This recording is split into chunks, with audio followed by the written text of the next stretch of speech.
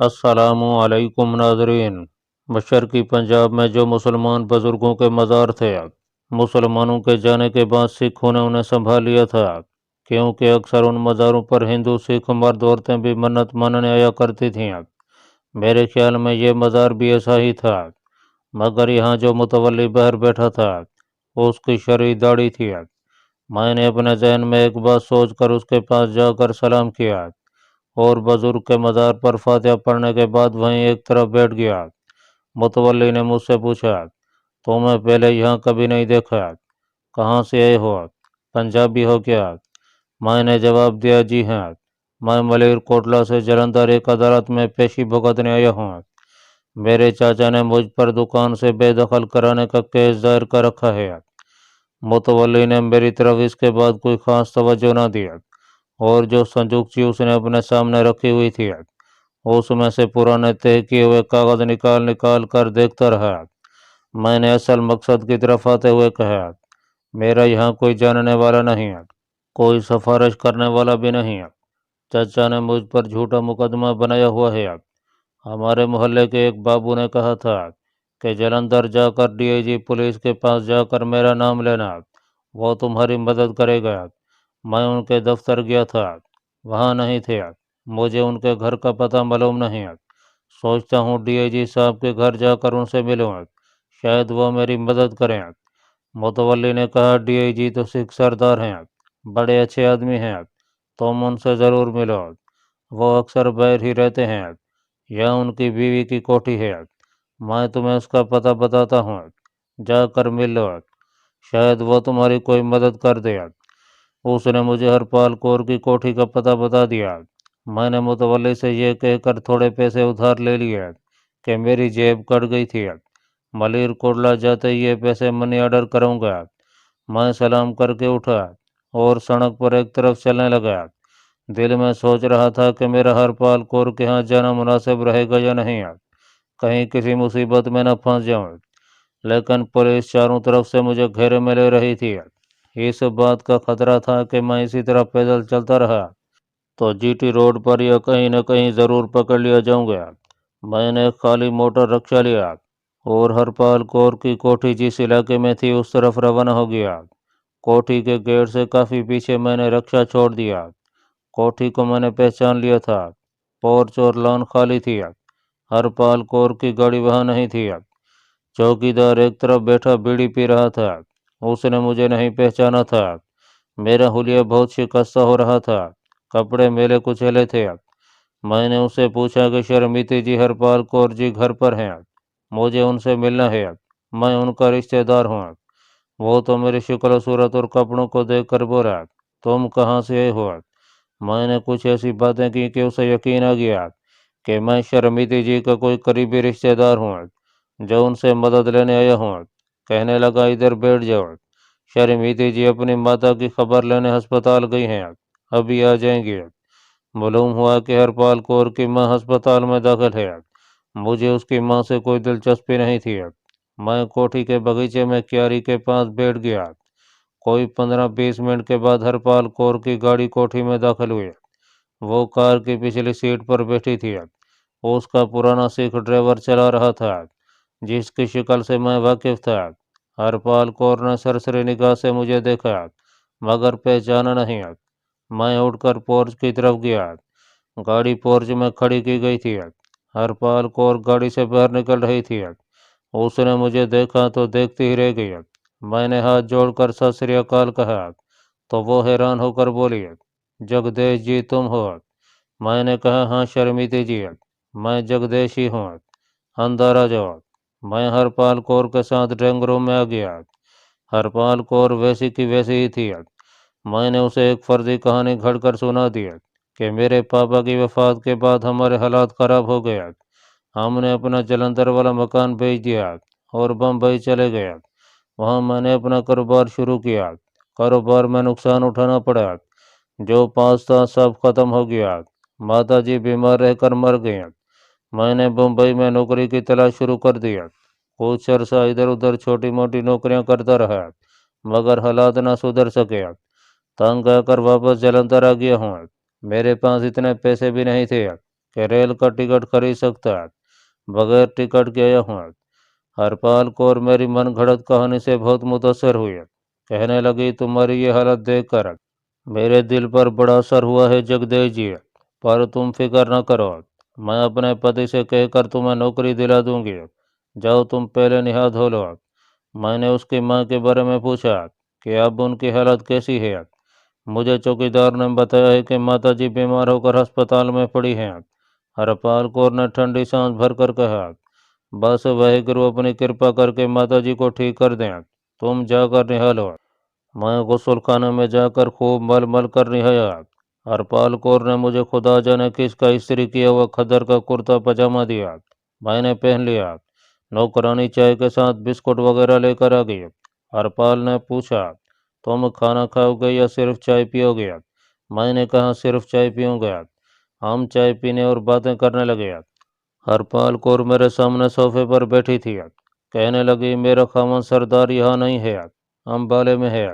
میں اسے فون پر تمہاری نوکری کے بارے میں بات کروں گی، بلکہ میں اسے تمہیں نوکری دلوا کر رہوں گی۔ آخر تم be a pass who, be اے کر لیا تھا نا تم نے؟ ہاں کر لیا تھا۔ اتنے میں ٹیلی فون کی گھنٹی بجی، میرا دل تھوڑا سا تیز ہو کر دھڑکا۔ آخر یہ پنجاب ڈی آئی جی یا خدا جانے آئی جی پولیس کی کوٹھی تھی، یہاں پولیس کا بھی فون آ سکتا تھا۔ ہرپال کور نے فون اٹھایا، میں اس کے چہرے کی طرف دیکھنے لگا۔ اس نے لائن پر موجود دوسرے شخص سے کہا، سردار جی تو امبالے میں ہیں۔ امبالے میں نہیں ہیں تو پھر دلی فون کر کے پتہ کر لو، یہاں وہ 3 دن سے نہیں آئے۔ ہاں۔ اس نے فون رکھ دیا اور جو کوئی بھی فون پر بات کر رہا تھا اس کو پنجابی کی چھوٹی سی گالی دے کر کہنے لگی، بوڑھا کوسر سردار نئی نئی طویفوں سے عشق کرتا پھرتا ہے اور یہ پولیس اس کی تلاش میں ادھر ادھر فون کرتے رہتے ہیں۔ میں معلوم کرنا چاہتا تھا کہ ٹیلی فون پر کیا بات ہو رہی تھی۔ میں نے پوچھا کوئی خاص بات تھی کیا؟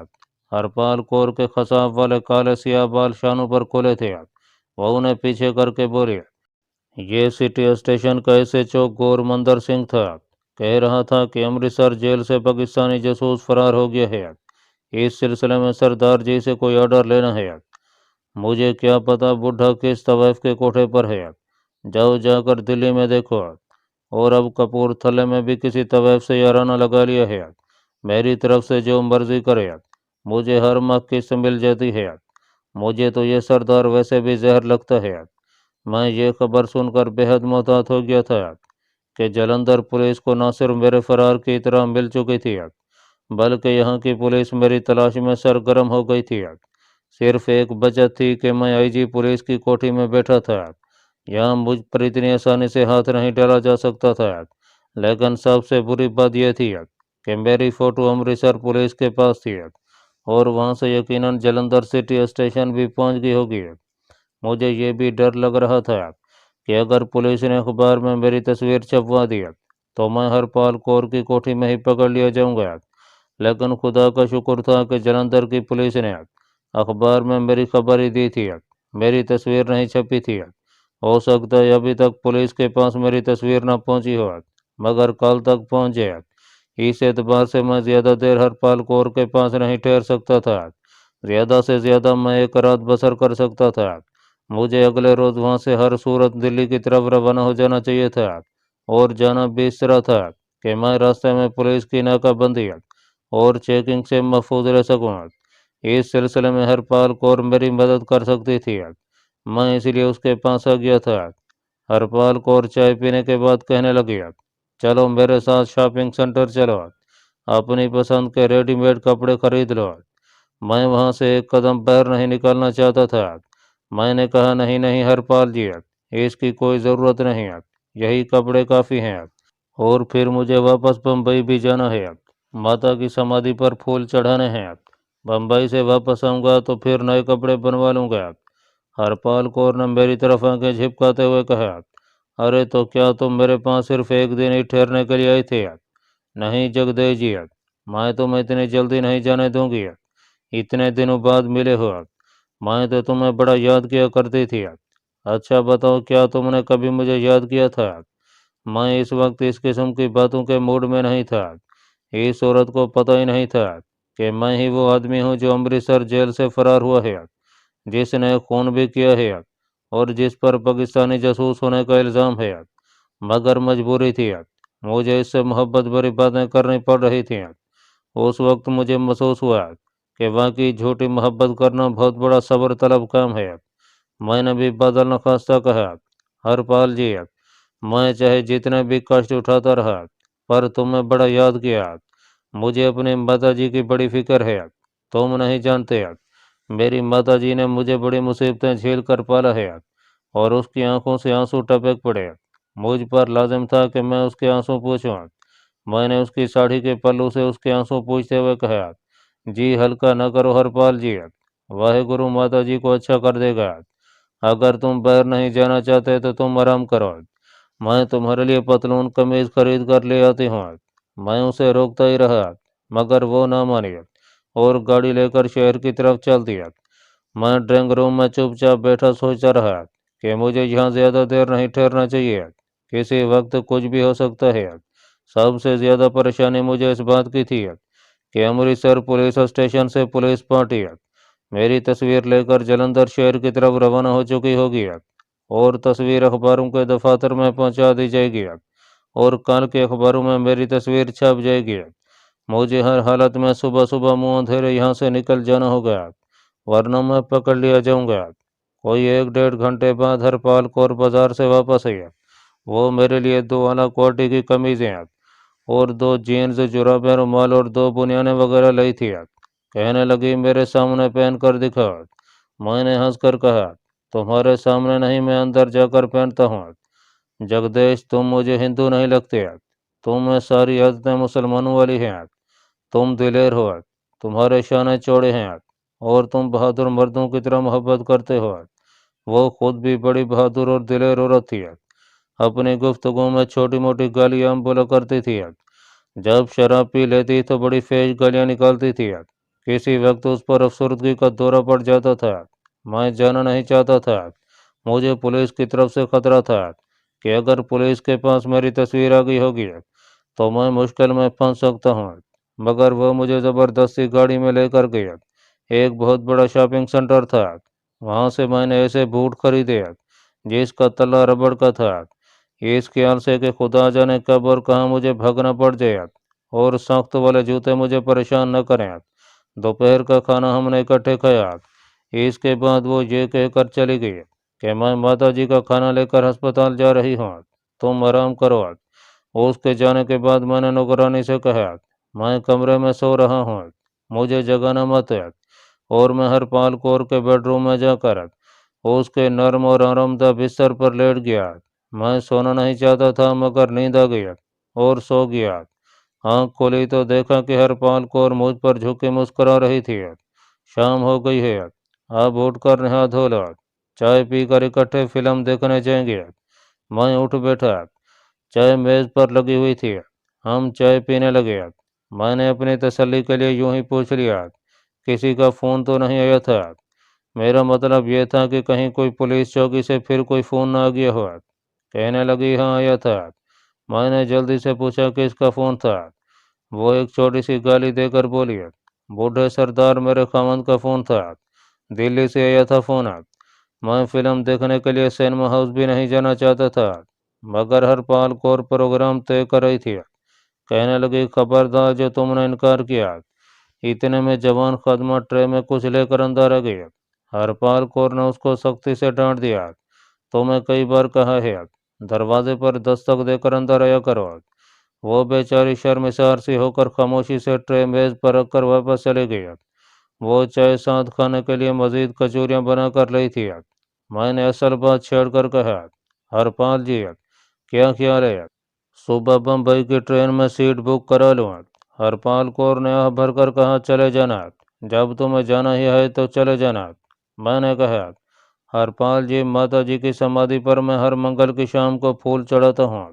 پرسوں منگل ہے، کل یہاں سے جاؤں گا تو پرسوں ماتا جی کی سمادھی پر پھول چڑھا سکوں گا۔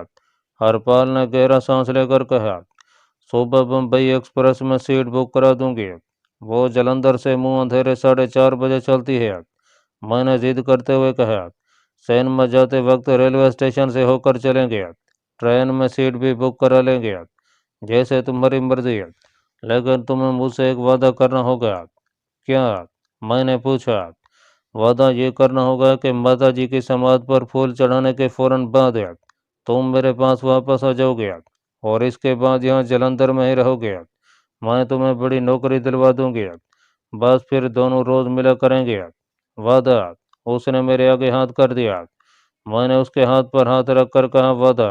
ویری گڈ، اب چلو، پہلے اسٹیشن چل کر تمہاری سیٹ بک کراتے ہیں، پھر سینما ہاؤس چلیں گے۔ بڑی اچھی انگریزی فلم لگی ہے۔ وہ بڑی جلدی تیار ہو گئی، ہم گاڑی میں بیٹھے اور ریلوے اسٹیشن کی طرف چل دیے۔ وہ گاڑی خود ڈرائیو کر رہی تھی۔ مجھے معلوم تھا کہ یہ ہرپال کور سے میری جگدیش کے روم میں آخری ملاقات ہے۔ کل میرے جانے کے بعد اس پر یہ حیرت انگیز راز کھل جائے گا کہ میں مسلمان پاکستانی جاسوس تھا، جیسا کہ بھارتی پولیس نے میرے بارے میں مشہور کر رکھا تھا۔ اس خبر پر ہرپال کور کو کس قدر صدمہ ہو گیا، یہ مجھے اچھی طرح معلوم تھا، کیونکہ اسے پاکستان اور انڈیا سے کوئی دلچسپی نہیں تھی۔ وہ اپنی پسند کے مردوں سے محبت کرنے والی، انہیں اپنے قبضے میں رکھنے والی عورت تھی۔ وہ حیران بھی ضرور ہوگی کہ میں اتنی دیر اس کے پاس رہا، اور اسے خود بھی معلوم نہ ہو سکا کہ میں مسلمان ہوں۔ جلندھر ریلوے اسٹیشن کے بکنگ آفس میں جا کر ہم نے بمبئی جانے والی گاڑی کی سیکنڈ کلاس میں ایک سیٹ بک کری، اور اس کے بعد سینما ہاؤس کی طرف روانہ ہو گیا۔ مجھے اگرچہ دلی جانا تھا، مگر میں ہرپال کور کو دلی کا نہیں بتانا چاہتا تھا، کیونکہ میرا راز فاش ہو جانے کے بعد پولیس نے اس سے ضرور پوچھنا تھا کہ میں کس طرف گیا ہوں۔ اس لیے میں نے بمبئی کی سیٹ بک کرائی تھی۔ مجھے راستے میں دلی اتر جانا تھا۔ جلندھر کی پولیس ہرپال کور کو میرے بارے میں کچھ نہ بھی بتاتی، تب بھی اگلے روز اخباروں میں میری تصویر کا چھپ جانا یقینی تھا، اور ہرپال کور کے ہاں سارے اخبار آتے تھے۔ سینما ہاؤس میں کافی رش تھا۔ ہم نے ایک باکس لے لیا اور مزے سے جا کر بیٹھ گیا۔ اس دوران میں ہر طرف سے پوری طرح چوکس رہا۔ ہرپال کور کی گاڑی پر کوئی جھنڈا وغیرہ نہیں لگا تھا، پھر بھی پولیس اس کی گاڑی کو دور سے پہچانتی تھی۔ راستے میں کئی جگہ پولیس کے سپاہیوں نے سیلوٹ بھی کیا۔ سینما ہاؤس کی پارکنگ لاٹ میں بھی فوراً 2 سپاہی ڈبل مارچ کرتے آ گیا اور سلوٹ مار کر ادب سے کھڑے ہو گئے تھے۔ ہرپال کور نے ان کی طرف دیکھ کر کہا تھا، گاڑی کا خیال رکھنا، اگر میری گاڑی کی ذرا سی چیز بھی چوری ہوئی ہے تو تمہاری وردیاں اتروا دوں گی۔ سپاہی سیلوٹ مار کر ایک بار پھر ادب سے کھڑے ہو گئے تھے۔ انگریزی فلم مار دھاڑ سے بھرپور تھی۔ رات کو 10 سوا 10 بجے ہم فلم دیکھ کر سینما ہاؤس نکلے۔ ہرپال کور کہنے لگی، اشوکا ہوٹل میں چل کر کھانا کھاتے ہیں۔ اشوکا ہوٹل جلندھر کا اس زمانے میں سب سے ماڈرن ہوٹل تھا۔ ہوٹل والے بھی ہرپال کور کو جانتے تھے۔ ملازم ہمارے آگے پیچھے پھرنے لگے۔ کونے میں ایک بڑی رومانٹک سیٹ تھی، دھیما سا ٹیبل لیمپ جل رہا تھا، گلدان میں گلاب کے پھول بھی رکھے تھے۔ ہم وہاں جا کر بیٹھ گئے۔ ہرپال کور نے میری طرف بڑھا کر کہا، اپنی پسند کا کھانا منگواؤ، میں آج تمہاری پسند کا کھانا کھاؤں گی۔ میں نے مرغ بریانی کا آرڈر دیا تو وہ خوش ہو کر بولی، تمہاری ساری عادتیں مسلمانوں والی ہیں جگدیش، سچ سچ بتاؤ کہیں تم مسلمان تو نہیں ہو؟ میں نے ہنس کر کہا، میں ہندو ہوں، میرا نام جگدیش ہے۔ وہ میری طرف جھک کر کہنے لگی، واہ گرو کی سوہان، اگر تم کہہ دیتے ہاں کہ ہاں ہرپال میں واقعی مسلمان ہوں تو میں تم پر صدقے واری ہو جاتی ہے۔ میں کسی وقت ہوٹل کے سارے فلور کا جائزہ لے لیتا تھا، وہاں کوئی مشکوک چہرہ مجھے نظر نہیں آ رہا تھا۔ اس وقت رات کے 11 بجے کا وقت ہو گیا۔ میرے خیال کے مطابق اس وقت اخباروں کے دفتروں میں پولیس کے اشتہار کے ساتھ یا پولیس والوں کی خبر کے ساتھ میری تصویر دھڑا دھڑ چھپ رہی ہوگی۔ یہ اخبار صبح کے وقت بازار میں آ جانے تھے۔ یہ بھی خیال پریشان کر رہا تھا کہ یہ اخبار دلی تک میرا پیچھا کریں گے۔ اخبار ہوائی جہاز کے ذریعے جلندھر سے آگے دلی بمبئی پہنچ جاتے تھے۔ مجھے جلندھر سے دلی کا سفر بھی بے حد چوکنا اور ہر طرف سے ہوشیار ہو کر طے کرنا تھا۔ کسی بھی راستے میں کسی بھی اسٹیشن پر کوئی مسافر اخبار میں چھپی ہوئی میری تصویر دیکھ سکتا تھا۔ کئی اسٹیشنوں پر تو میں نے دن کے وقت پلیٹ فارم پر لڑکوں کو ایک ایک ڈبے کے پاس جا کر اخبار فروخت کرتے دیکھا تھا۔ میری جگہ کوئی اور ہوتا تو شاید وہ ان باتوں کا خیال نہ کرتا اور یہ کہہ کر اپنے دل کو تسلی دے دیتا کہ کہاں میری تصویر امرتسر سے آئے گی اور کہاں اخباروں میں چھپے گی، لیکن میں ایک پروفیشنل اور تربیت یافتہ کمانڈو تھا۔ مجھے پہلا سبق یہی دیا گیا تھا کہ دشمن کے ملک میں ایک لمحے کے لیے بھی غافل ہو کر نہیں بیٹھنا، اور جس بات کا گمان بھی نہ ہو اس کے بارے میں یقین کرنا کہ وہ تمہارے ساتھ آ سکتی ہے۔ چنانچہ میں کمانڈو ٹریننگ کے اس پہلے درس پر پوری طرح عمل کر رہا تھا۔ یہی وجہ تھی کہ میں نے یقین کر لیا کہ صبح کے اخباروں میں میری تصویر اس خبر کے ساتھ ضرور آئے گی کہ یہ ایک پاکستانی جاسوس کی تصویر ہے اور جو امرتسر کی جیل سے فرار ہو کر جلندھر دلی کی طرف بھاگا ہے۔ لوگ خبردار رہیں، جہاں اس شکل کا کوئی آدمی دیکھیں وہیں اسے پکڑ کر قابو کر لیں اور پولیس کے حوالے کر دیں۔ کھانا کھانے کے بعد ہم واپس آ گئے۔ میں نے کوٹھی کے الگ بیڈ روم میں جا کر کپڑے بدلے اور پلنگ پر لیٹ گیا۔ تھوڑی دیر بعد ہلپار کو آ گئی۔ مجھے معلوم تھا کہ وہ ضرور آئے گی۔ کہنے لگی، میں تمہیں اتنی جلدی سونے نہیں دوں گی جگدیش جی، کل تو تم مجھ سے جدا ہو رہے ہو، پتہ نہیں کب واپس آؤ گے۔ چلو میرے کمرے میں چل کر باتیں کرتے ہیں۔